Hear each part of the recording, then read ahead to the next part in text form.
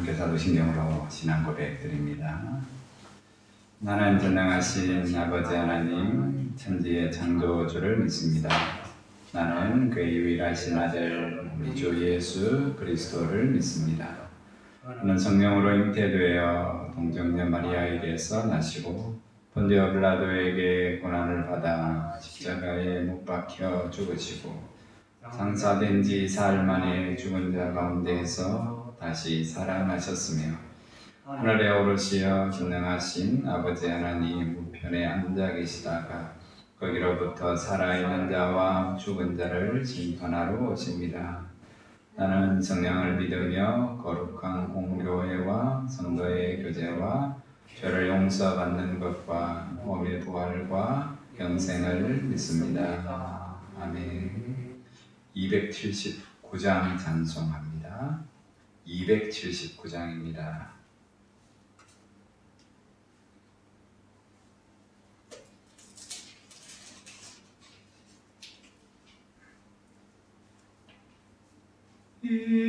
인내하신 그새 주여 내가 비오니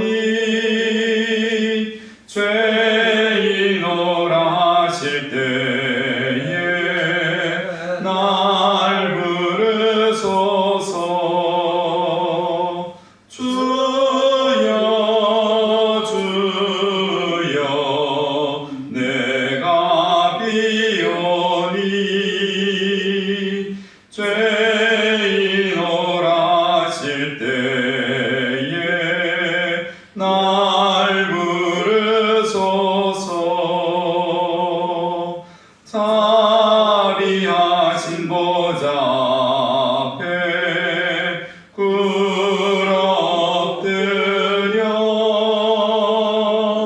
자복하고 회개하니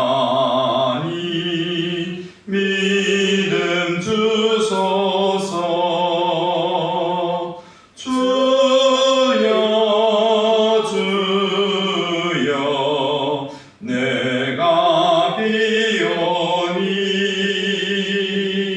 죄인오라 하실 때에 날 부르소서. 주의 공로 의지하여 주께 가오니 상한 마음을 고치시고 구원하소서. 주여 주여 내가 비오니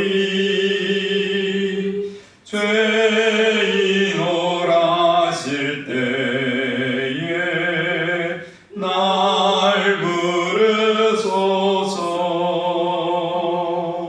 만복 끄는 우리 주여 위로하소서. 우리 주와 같으시니 어디 있을까. 주여 주여 내가 비오니 죄인오라 하실 때에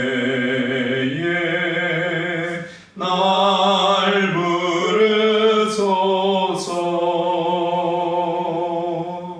아멘.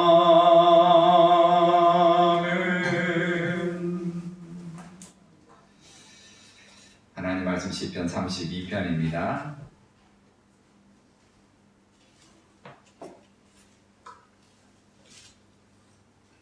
허물의 사함을 받고 자신의 죄가 가려진 자는 복이 있도다.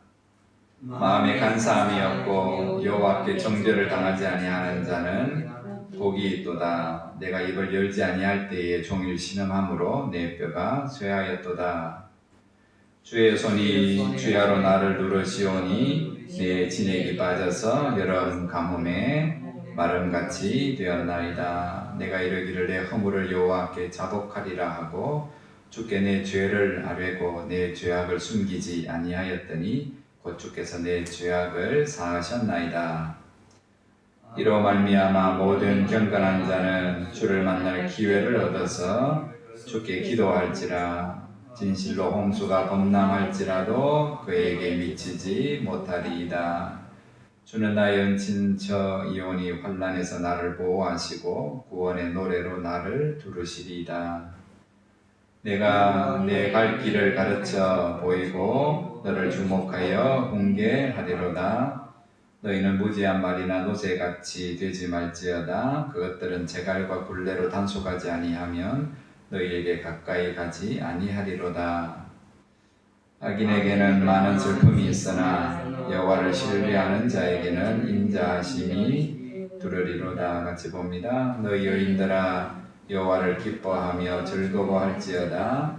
마음이 정직한 너희들아 다 즐거이 외칠지어다. 아멘.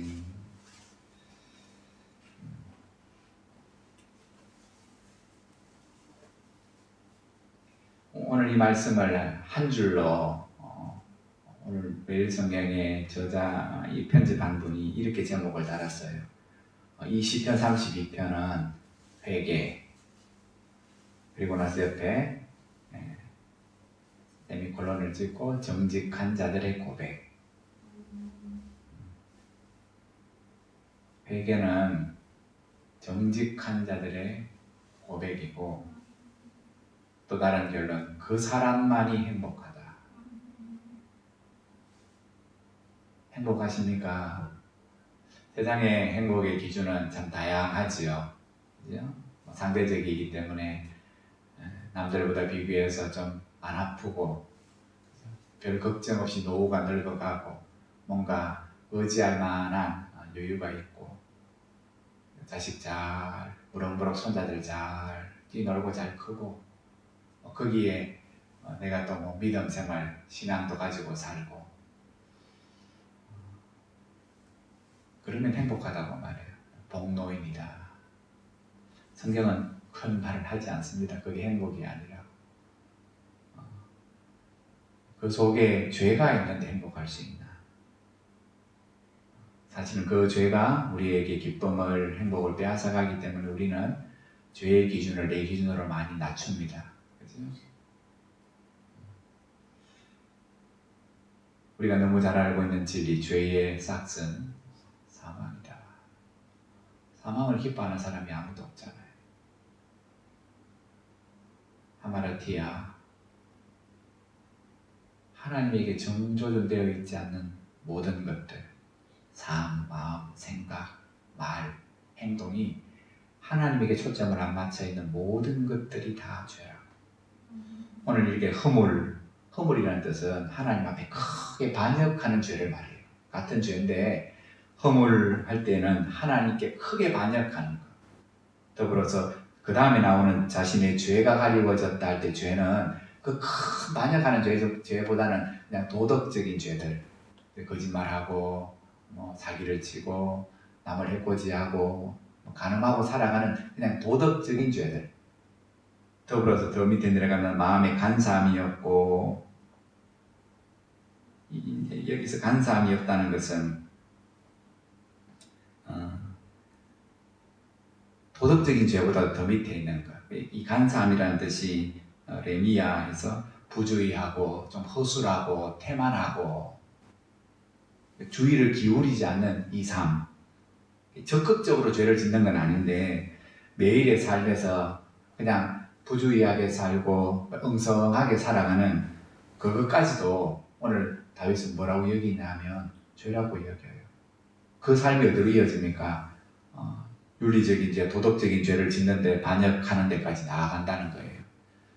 우리 한국 속담에 바늘 도둑이 소도둑된다는 말처럼 한번 그것에 맛을 들이면 죄의 맛은 내가 즐기는 것은 죄가 나를 한번 딱 붙잡으면 내가 손가락 10개를 잘라도 도박에서 못 벗어나는 것처럼 마음대로 안 된다는 거예요.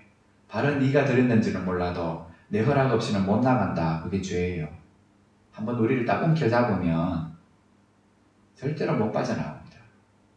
그 죄가 우리에게 사망에 이르게 하고 하나님의 심판에 이르게 하고 살아가는 동안에 기쁨들을 다 빼앗아간다. 행복하나 하나님이 진짜가 죄가 있는데 회개하지 않는데 진짜냐? 오늘 죄가 있으니까 오늘 말씀에 보면 내가 입을 열지 아니했다 이 말은 회개 안 했다는 거예요. 죄를 묻어둔 거예요. 그랬더니만 뭐 했다고요? 종일 신음함으로 내 뼈가 쇠하였도다. 이러면 된다. 누가 행복한 사람이냐? 누가 복된 사람인 줄 아냐? 오늘 말씀처럼 정죄를 당하지 아니하고 마음이 정직하고 하나님의 죄를 세지 아니하며 간사함이 없는 사람이 행복한 사람이다. 의인이 누군 줄 아나? 죄 안 짓는 사람이 아니다. 그런 사람은 없다 세상에. 근데 하나님 자꾸 우리를 향하여 우리가 잘 모르면 부담스럽잖아요. 의인이다. 여러분 성도라는 부담이 됩니까? 안 됩니까? 집사다, 장로다, 권사다, 목사다 이것도 우리에게 솔직히 조금만 부담돼야 그에게 그 직분에 맞게 살아야 될 건데 그죠? 못 살면 오늘 우리의 삶이 세상에 조롱이 되면 그건 하나님이 조롱을 받으시는 거잖아요. 봐라 목사라는 것들이 저렇게 산다고 내용 먹은 것으로 끝나면 좋지요. 그런데 나 때문에 하나님의 이름이 욕을 먹잖아요. 그래서 오늘 우리가 하나님 앞에 설 때마다 그래 주신 직분에 따라 참 바르게 잘 살아야 되겠다. 잘 안 될 때가 많지만 그러면 괜찮다. 그 마음을 가지고 있는 것은 괜찮다. 그러면 그것이 회개에 이르게 한다. 그런데 그 마음조차 없다면 죄 가운데 짓는데 죄를 짓는데도 뭐가 없다고요? 종일 실험하지도 아니하고 뭡니까? 뼈가 쇠할 만큼 고통이 없다면 그게 진짜 문제다. 의인은 죄를 안 짓는 사람이 아니라 죄를 용서받은 사람이다. 그리고 그 죄가 얼마나 무서운지를 아는 사람이 의인이다. 그 사람이 성도다. 성도. 그래서 오늘 다윗은 죄를 두고서 용서하시는 하나님, 용서를 받은 본인, 그죠? 죄가 주는 고통을 쭉 토로하고 있잖아요.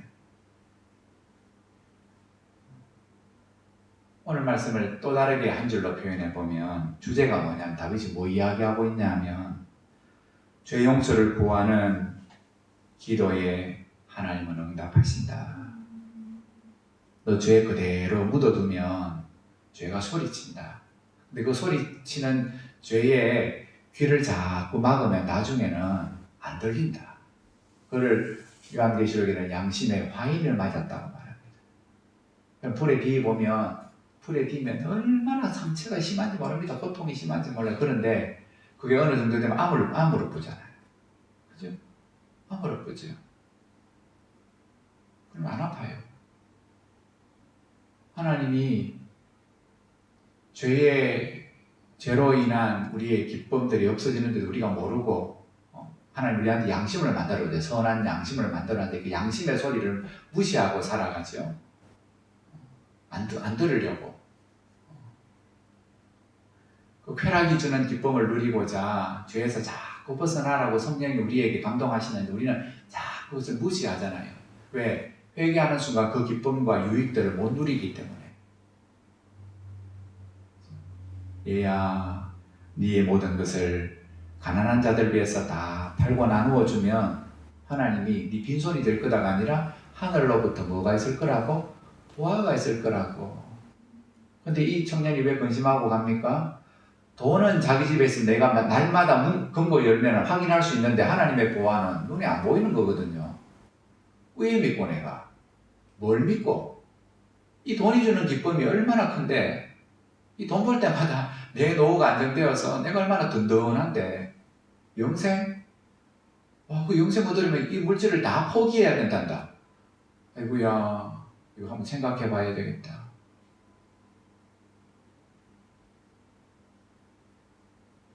얘야, 기쁨을 누리려면, 진짜 평강을 누리려면, 영원한 삶을 누리려면 그 시작이 뭐냐? 죄를 회개해야 된다. 근데 죄는 네가 못 다루지 않냐? 수고하고 무거운 짐, 죄의 짐진 자들아 다 내게로 오라. 내가 너희를 그 죄에서부터 풀어서 자유하게 하겠다. 쉬게 하겠단 말은 자유를 주겠다는데, 이 청년은 지가 어디에 매여 있는지 모르잖아요. 그냥 열심히 율법을 지키는 것, 본인은 하나님을 잘 믿는다고 생각할지는 몰라도 그 율법에 매여서 살아가는 거예요. 그래서 남을 정죄하며 살고. 그렇게 되면 어렵다는 겁니다. 그러고 보면 하나님이 직접 말씀하셔도 사람은 안 바뀐다는 거예요. 그죠? 하나님이 사랑으로 직접 말씀하시는데도 내가 한번 생각해보고 그 말씀을 들을지 말지, 순종할지 말지를 결정하겠다는, 그러면 답이 없는 거잖아요. 하나님이 말씀하시는데도, 사랑을 갖고 말씀하시는데도 오늘 순종 안 하면 더 이상 답이 없어요. 여러분, 죄를 가지고 있으면 답이 없습니다. 얼마나 열심히 봉사하는가, 오래 믿었는가, 그거 아무 상관이 없습니다. 직책이 목사이든 장로이든 그거 아무 상관이 없습니다. 죄를 갖고 있으면 그 죄는 높아진 마음이잖아요. 교만한 마음. 누가 악인입니까? 죄를 짓는 사람을 성경은 말합니다. 물론입니다. 그러나 죄 짓는 것, 그거는 출발점이고, 진짜 죄인은 죄를 뭡니까? 악인은 죄를 감춰요. 그죠? 악인은 죄를 감추고 자기가 뭡니까? 죄가 없는 것처럼, 아니 자기에게 허물이 있어도 그 허물은 얼마든지 자기가 다룰 수 있는 것처럼, 그래서 그 죄 때문에 뭡니까? 하나님을 의지하지 않습니다. 하나님을 신뢰하지 않습니다. 그 사랑을 기대하지 않습니다. 그래서 뭐랄까? 최고의 교만이 바로 그런 교만이에요. 내 의를 자랑하는 것도 교만이고, 나의 나 된 것은 하나님의 은혜라. 그거 외에는 교회에서 할 말이 없는데, 하나님 앞에서 할 말이 없는데도 뭐 오래 믿은 거, 남들보다 더 열심히 봉사하는 거, 뭐 말씀을 많이 하는 거, 기도 많이 하는 거, 능력이 있는 거, 이거 자랑질을 하기 시작하면 제가 금방 고백한 것처럼 질이 되는 거예요. 자랑질. 그러면 하늘에서 뭐가 없다고요? 아무 상급 없다. 다 받았다, 네가 여기서. 네가 다 받았기 때문에 거기에서는 네가 아무것도 없다. 오늘 의인, 하나님의 은혜로, 오늘 시편 32편도 뭐 이야기하냐면 결론은 사랑이에요. 사랑. 죄를 용서하시는 기도에 하나님은 응답하시되 정죄하지 아니하시고 기억하지 아니하시고 값을 요구하지 아니하시며 베푸시는 하나님의 은총, 그 복을 다윗은 노래하잖아요. 하나님이 내 죄를 내가 회개했을 때 용서하셨다. 값없이 용서하셨다. 정죄하지 아니하고 용서하셨다. 그게 하나님의 사랑이다. 그 하나님의 사랑에서 비롯되었다. 그것을 오늘 눈에 보이셨습니까? 여호와를 신뢰하는 자에게는 인자하심이 두르리로다. 이렇게 말하잖아요.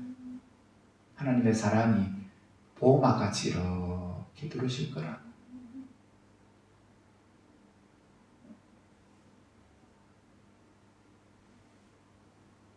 하나님의 인자하심, 하나님의 영원한 사랑 혹은 큰 사랑, 실패하지 않는 사랑을 말하죠. 그 사랑으로부터 베풀어지는 죄사함, 그 사랑이 우리를 죄사함에게 이르게 한다. 의인되게 한다. 그래서 뭐하게 만든다? 우리 인생을 복되게 만든다. 그게 진짜 행복이다. 그게 진짜 행복이다. 하나님 오늘 다윗의 고백을 통하여 우리에게 행복하냐? 뭐 때문에 행복하노? 돈이 있어서 행복하나? 안 아파서 행복하나? 자식 잘 돼서 행복하나? 그리고 그거 하나님 주신 은혜 다 맞다. 그 모든 것들을 하나님 나에게 주셨음을 늘 감사하면 더 행복해진다. 더불어 반대로 고통이 있고 하는 것마다 실패하고 절망하고 그럴 때마다 다시금 하나님 앞에 나와 하나님을 의뢰하고 신뢰하며 내 영혼을 날마다 살펴보며, 내 영혼 살피면 뭐가 늘 드러납니까? 믿음대로 살겠다고 해놔놓고 작정하고 소원한 건 얼마나 많은데도 오늘 미루고 그죠? 내 마음대로 살아가는 삶이 훨씬 더 많잖아요. 그러나 그럼에도 불구하고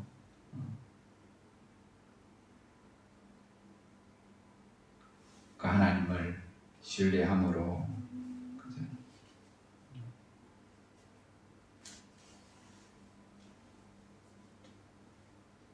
그 하나님 앞에 연약한 모습 그대로 가지고 나아가며 하나님의 도움과 용서를 긍휼을 구하는 그 사람에게 하나님은 그 기도에 반드시 응답하시고 세상이 알지 못하는 기쁨, 평강, 복된 것들로 반드시 채우실 것이라고 하나님은 끊임없이 우리에게 약속하고 계십니다.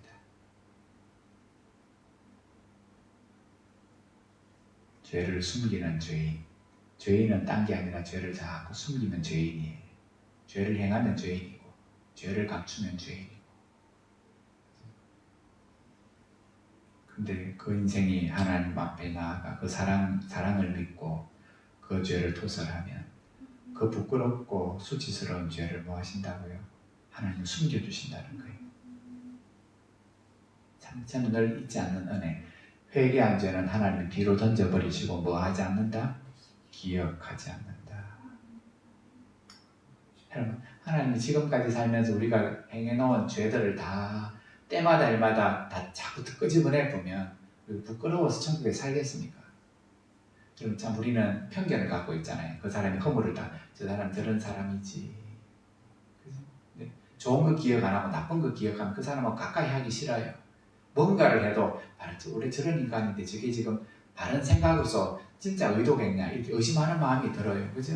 한번 내한테 눈밭에 벗어나면 그 관계가 회복되는 게 그만큼에서는 안 쉽습니다. 그 사람이 나한테 가난을 안 떼주기 전에는. 오늘 하나님은 저 인간은 원래 저런 인간이다 라고 편견을 안 가지시려고 뭐 하신다고요? 그 기억 좋으신 하나님이 회개한 죄는 내가 멀리 던져버리고 기억하지 않는다. 그죠? 죄를 숨겨주시는 하나님. 그러면 결과적으로 뭡니까? 죄를 용서받은 뭐가 돼요? 죄인이 아니라, 죄를 행하는 죄인이 아니라 죄를 용서받은 우리가 의인이 되는 거예요. 그죠? 죄를 지으면 죄인이에요. 죄를 감추면 죄인이에요. 그 결국은 사망이에요. 마지막 영혼이 지옥에 떨어지는 것뿐만 아니라 이 땅에 살면서 하나님이 주시는 은혜와 기쁨, 평강을 못 맛봐요. 근데 그 하나님을 의지하고 나아가면 그 사랑이 우리를 두르고 우리의 죄를 깨해 그다음에 보혈의 피로 씻으사 도말하여 주사 우리의 죄를 씻어주시고 숨겨주시고 그 하나님이 오늘 우리를 더 이상 죄인이라고 손가락질하지 아니하시고 죄 용서받은 의인이라. 우리의 직책을 따라 교회를 잘 섬겨야 됩니다. 하나님과 교회와 성도를 잘 섬겨야 돼요. 하나님 주신 선물이잖아요. 그에 대응해서 우리한테 목사로 중직으로 맡겨놓으면 뭐 할 날이 있다고요? 마지막 날 찾으신다고요.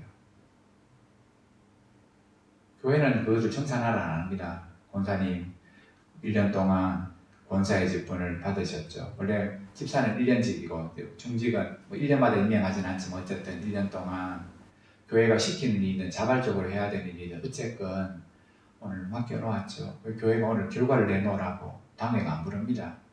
그래서 집사님 뭐 하셨냐고 제대로 하셨냐고 열매를 내놓으라고 요구 안 합니다. 그냥 섬긴 것 자체가 감사하잖아요. 문제는 뭡니까? 마지막 날 우리가 하나님 앞에 가면 저나 여러분이나 하나님이 맡겨놓은 거니까 그에 대해서 뭐 한다고요? 반드시 카운트 셈한다고요. 셈한다고. 그것을 기억하며 사는 거죠. 그 일이 우리에게 부담만 주는 것이 아니라 그 일로 통해서 하나님 우리를 더 믿음의 사람으로 거룩한 사람으로 만드시기 위해서 우리에게 맡기신 줄 알고 그러기 위해서 잘 감당하려면 뭐 해야 됩니까? 죽도록 충성해야 되고 그렇게 충성할 수 있는 비결은 뭐냐 하면 하나님의 사랑이 우리를 두르는 거예요. 나 같은 죄인 살리신 그 은혜 놀라워. 그죠?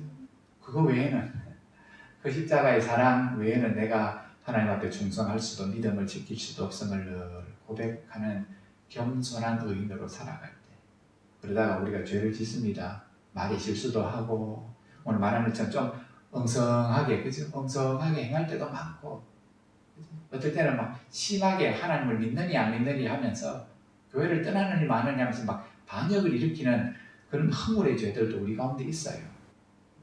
근데 그것을 그냥 아무것도 아닌 것처럼 묻어두는 것이 아니라 성령께서 우리의 그 모든 것들을 깨닫게 하시고, 그것이 우리 가운데 고통으로 올 때 뭐합니까? 하나님 앞에 나아가서 회개할 때, 그 은혜를 구할 때 우리의 삶이 더 정결한 성도로서 비춰갈 줄 믿습니다. 회개, 마음이 정직한 자들의 고백. 누가 행복한 사람입니까? 그 마음에 간사함이 없고 하나님의 죄를 세지 않는 사람, 정죄 당하지 않는 사람, 그 보혈의 피로 그 부끄럽고 더럽고 추한 모든 죄가 깨끗하게 정함을 받은 사람.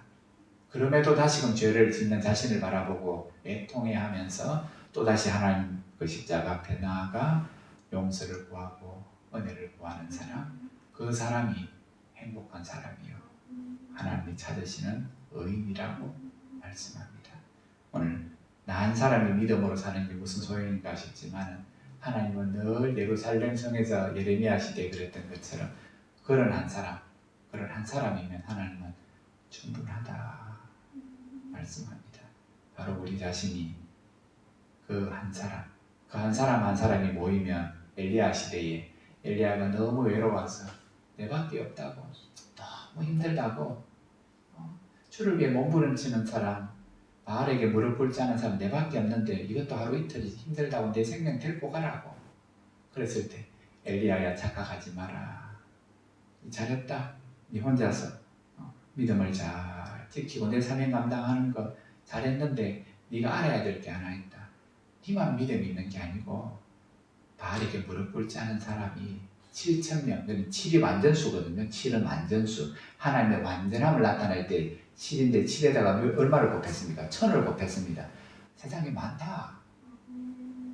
세상에 많다. 이와 똑같은 사람은 없지만은 하나님을 경외하고 그 삶의 자리에서 교회와 성도를 잘 섬기는 사람이 세상에 셀 수 없이 많다. 교회가 망한 것처럼 그렇게 생각하지 마라. 새벽에 기도 안 한다고 다 기도 안 한다고 생각하지 마라. 한국에서만 기도 안 한 줄 아나? 저 외국에서 복음이 전해진 곳에 지금도 신앙을 가지고 우리가 말하는 이 5시에 일어나서 새벽 기도는 못하지만 다들 작정하는 말씀처럼 새벽 이런 시간, 하루를 시작하는 이런 시간에 삶의 자리에서 하나님을 의지하며 본인과 섬기는 교회와 자기의 나라와 민족을 위하여 하나님의 하늘의 뜻이 땅에 이루어지도록 오늘 날마다 의인의 삶을 살아가는 사람이 네가 생각하는 것보다 훨씬 많다.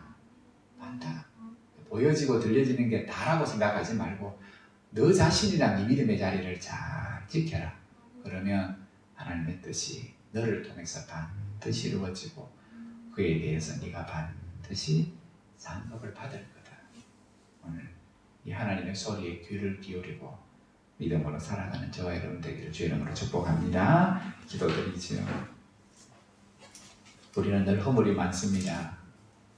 사람이 모르지만은 하나님 앞에 우리의 죄악들이 얼마나 많고 게으르고 나태한 모습이 얼마나 많은지 모릅니다. 생각으로 짓는 죄도 많고 손과 발로 짓는 죄가 얼마나 많은지 모릅니다. 하나님에게서 중심이 벗어난 모든 것들은 죄라고 말씀하셨기에 이 죄가 오늘 우리에게 익숙해지는 것이 아니라 이 죄로 인하여 다시금 하나님 앞에 나아가고 우리의 연약함을 구하며 하나님의 긍휼과 자비와 용서를 드리는 저희들 되게 하옵소서.